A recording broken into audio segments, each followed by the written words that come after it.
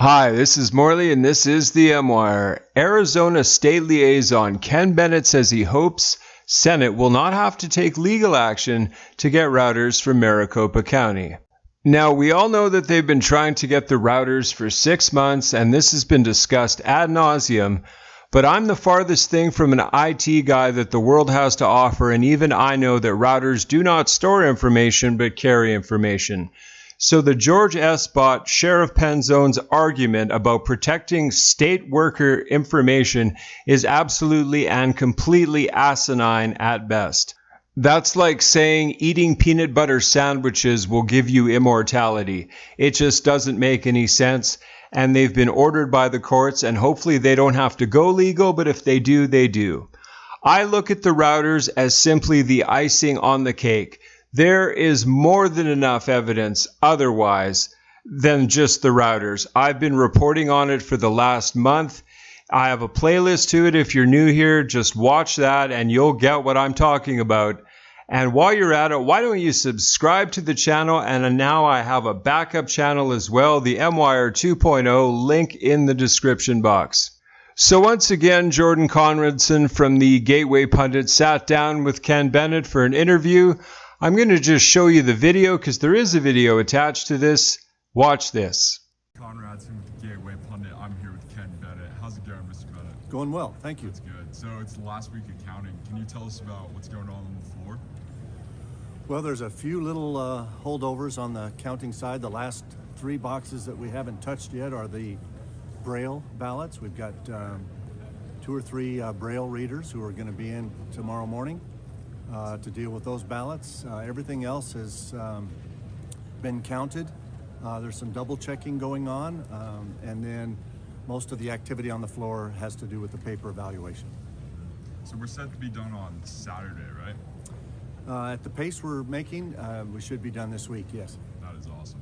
And so what about the subpoenaed information, the passwords and the routers? We're still pushing the county for some of the information that we've not received, but I think the focus is getting these 2 phases, the hand count and the paper evaluation done.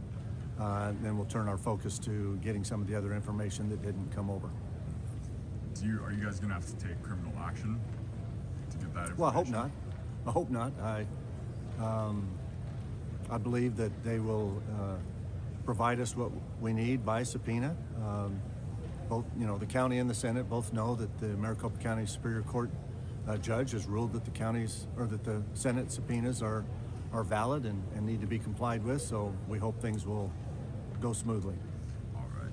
And then can we talk about the end of legislative session here in Arizona? The Senate's going home. What is going to happen with the end of the audit?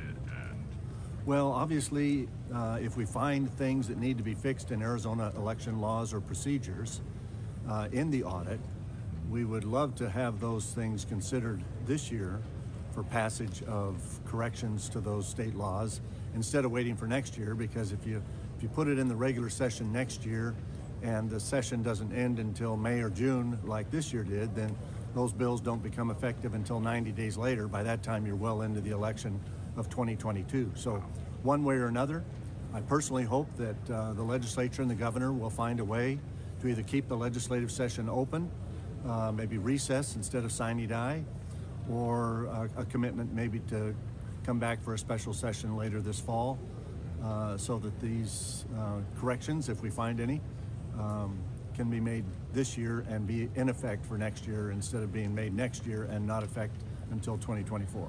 All right. So what can regular citizens do to make sure that these corrections are made this year, not next year? They can contact their state representatives and state senators, encourage them to be open to consider any recommendations that come out of the audit, and get those things taken care of this year so that they are in effect for next year.